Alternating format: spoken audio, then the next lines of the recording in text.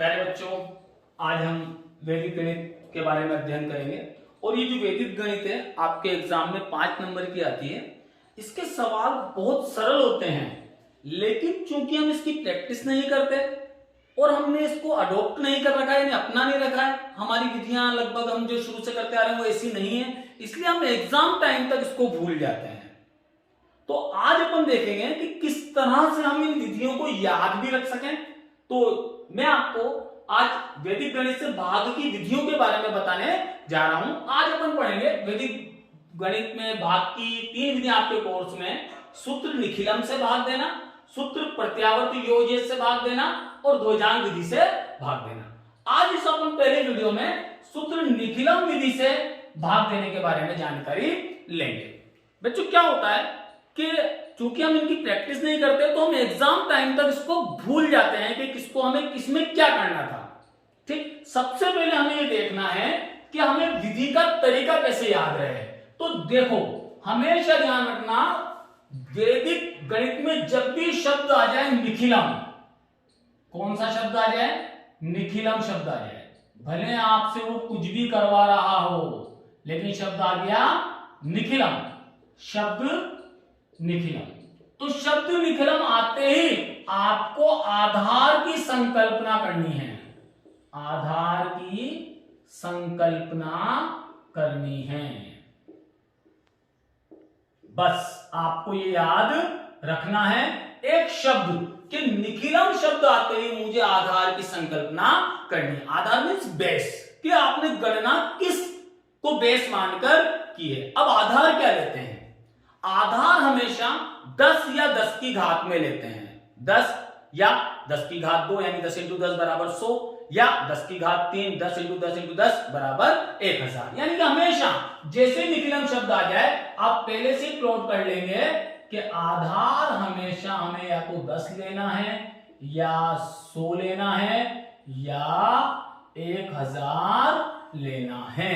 अब कौन सा आधार इन तीनों में से सेलेक्ट करना है, ये इस पर डिपेंड करता है कि हमारे पास भाजक क्या है, यानी हमारा भाजक कौन से आधार से नजदीक पड़ेगा। क्या वो अगर हम देखते हैं तो आपको एक शब्द पे ध्यान देना है। जैसा कि मैं आपको बता रहा हूं, चूंकि हम प्रैक्टिस नहीं करते, कि जब भी निखिलम शब्द आएगा और आपको भाग की क्रिया करनी है, आपको आधार की संकल्पना करनी है।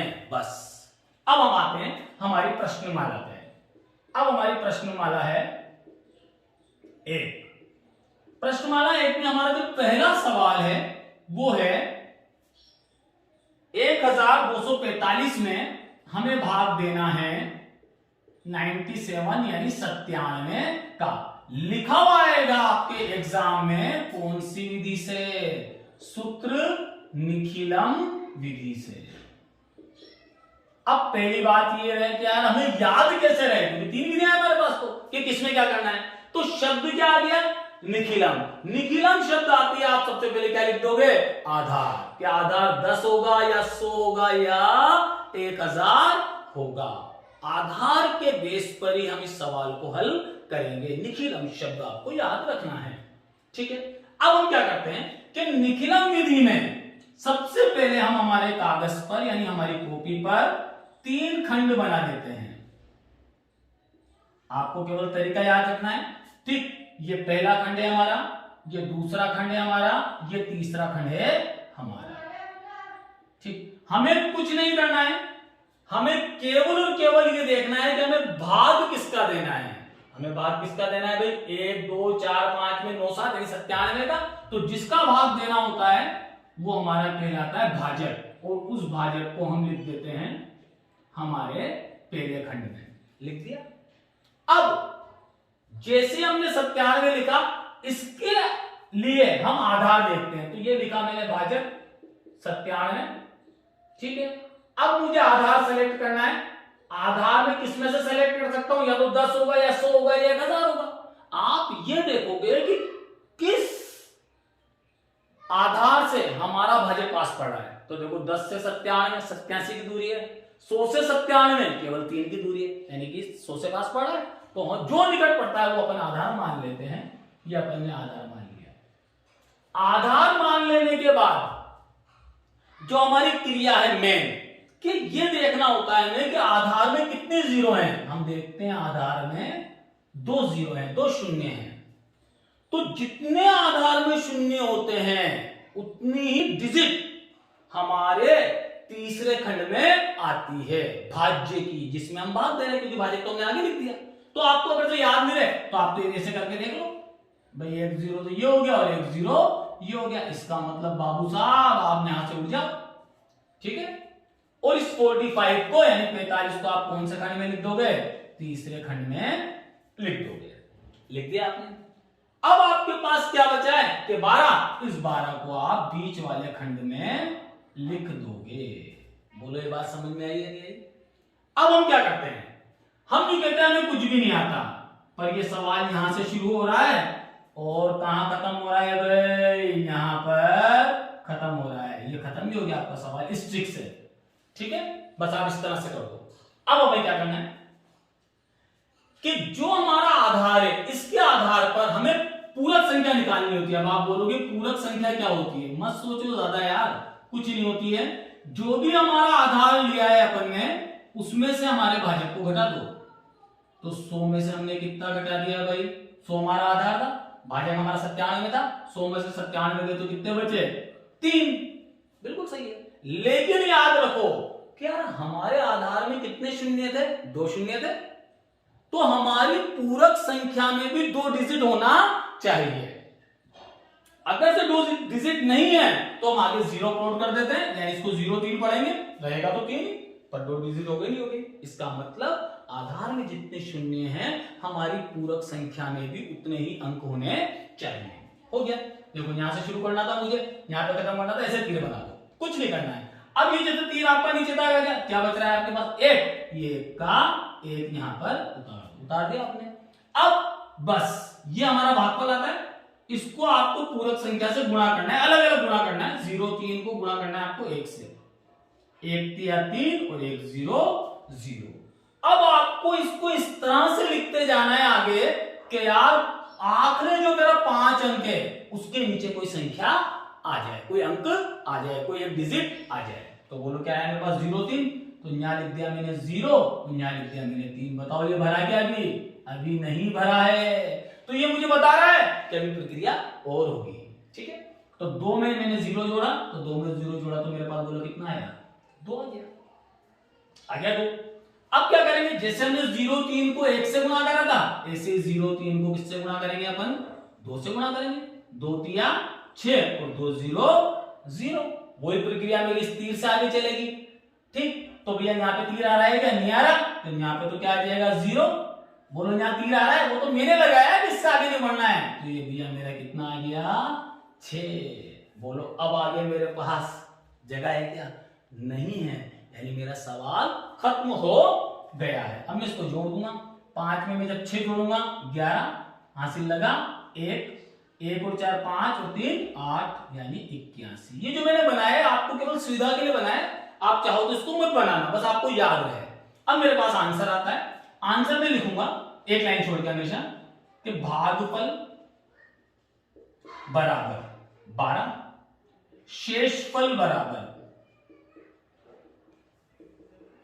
81 81। अब मैं ये जरूर चेक करूंगा कि मेरा भाजक क्या है। मेरा भाजक है 97 और मेरा शेषफल क्या है? 81।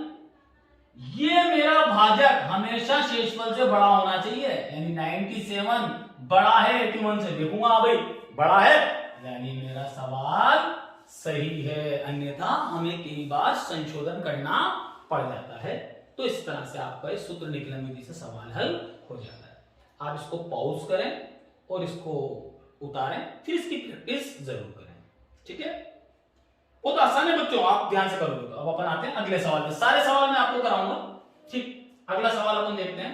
अब आप मेरे साथ साथ बोलेंगे।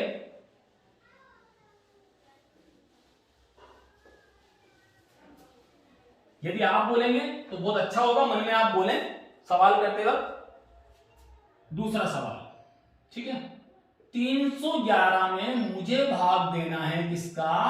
8 का। लिखा हुआ आएगा सूत्र निखिलम विधि से। क्या दिमाग में आया? निखिलम। निखिलम शब्द आते ही हमें किसकी संकल्पना करनी है?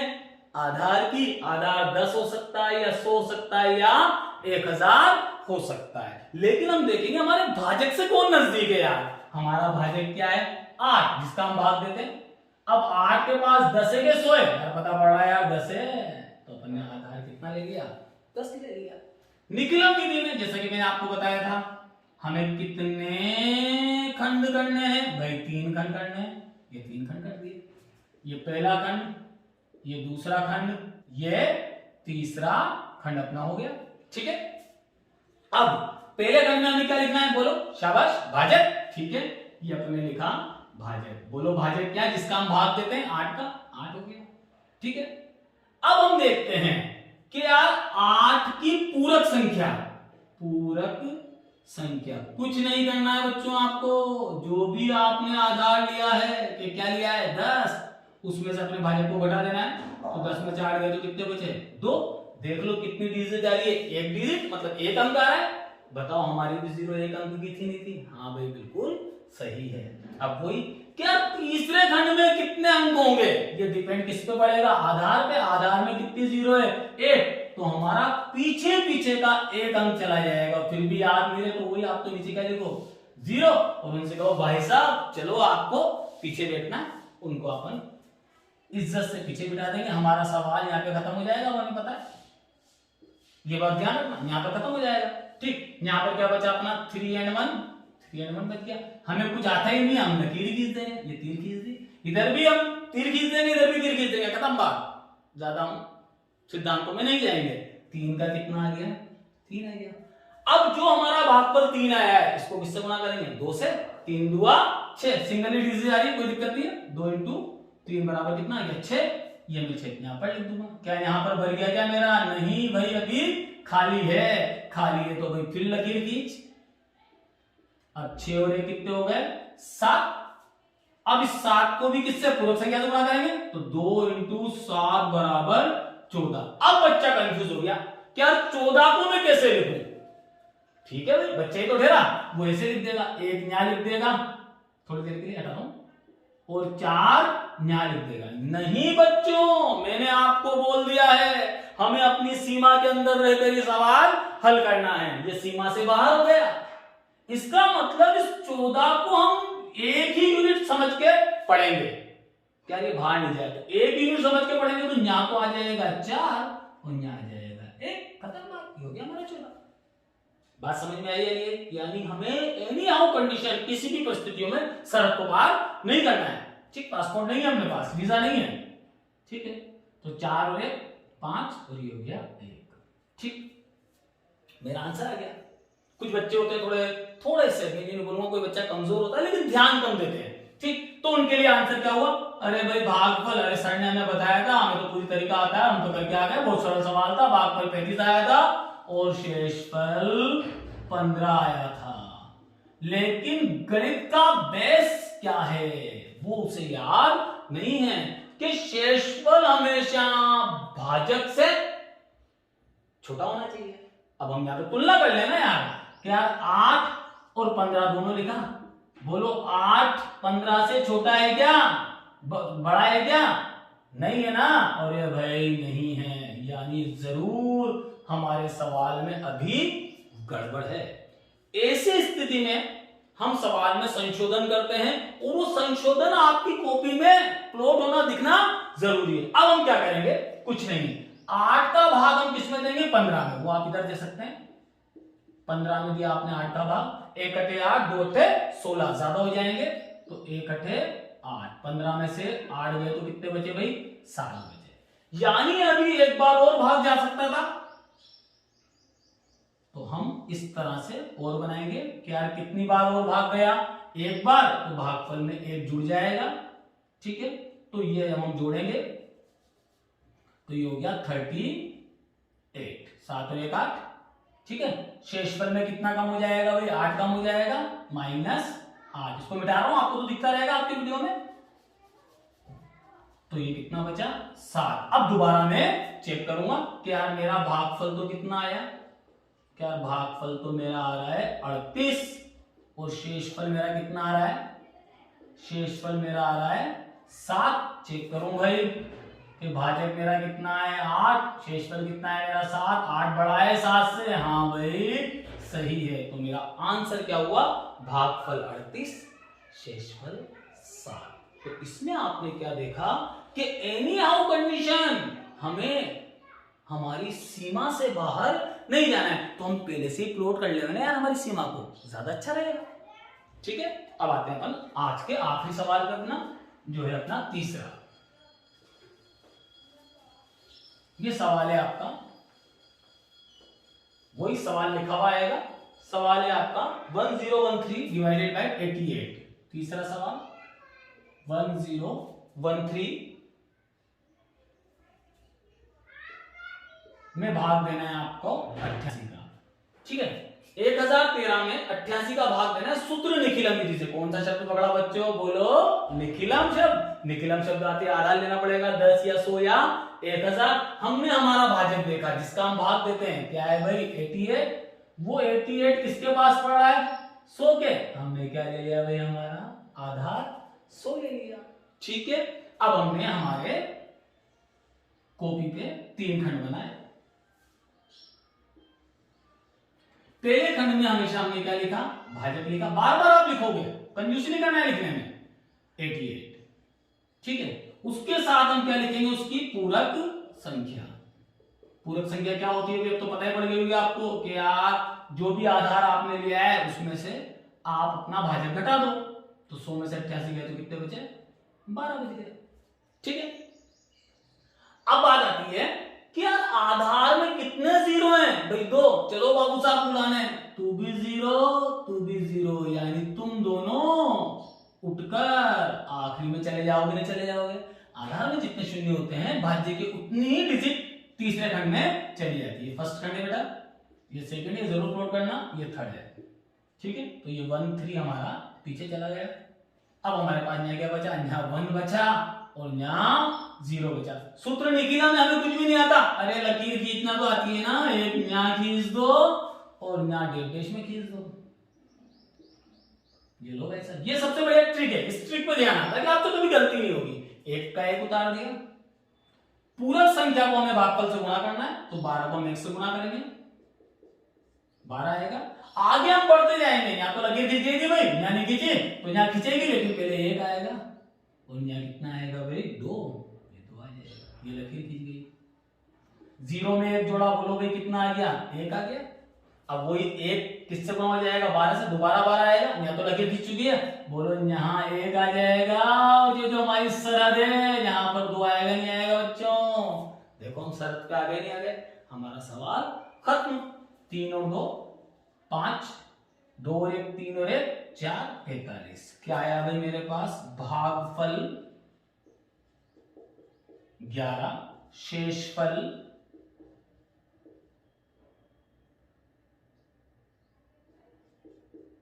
45। कंफ्यूजन दूर करें, ठीक, कि यार मेरा भाजक तो क्या है 88 और शेषफल क्या है 45। क्या 88 45 45 से बड़ा है, हाँ भाई बड़ा है, यानी मेरा सवाल बिल्कुल सही है। तो बच्चों इस तरह से आज हमने देखा कि किस तरह से हम सूत्र निखिलम विधि से न केवल भाग कर सकते हैं, हमारे लिए महत्वपूर्ण है कि वो विधि हम याद भी रख सकते हैं। हमें शब्द निखिलम को पकड़ना है कि निखिलम शब्द आते हैं, हमें आधार की संकल्पना करनी है। यदि आपको वीडियो अच्छा लगा तो इसे लाइक कीजिए और शेयर कीजिए। अब मैं जो नेक्स्ट वीडियो बनाऊंगा उसमें मैं आपको बताऊंगा सूत्र प्रत्यावर्त योज्य से भाग करना। इस तरह से रोजाना मैं आपके लिए 4 से 5 वीडियो गणित की बनाऊंगा, मैथ्स की बनाऊंगा, साइंस की बनाऊंगा और ऐसे ही मैं इंग्लिश और सोशल स्टडी की बनाऊंगा। आप मैक्सिमम वीडियो को देखिए और पढ़ने की कोशिश कीजिए। गणित बहुत सरल है, खूब खुश रहिए, खूब पढ़ाई कीजिए। धन्यवाद।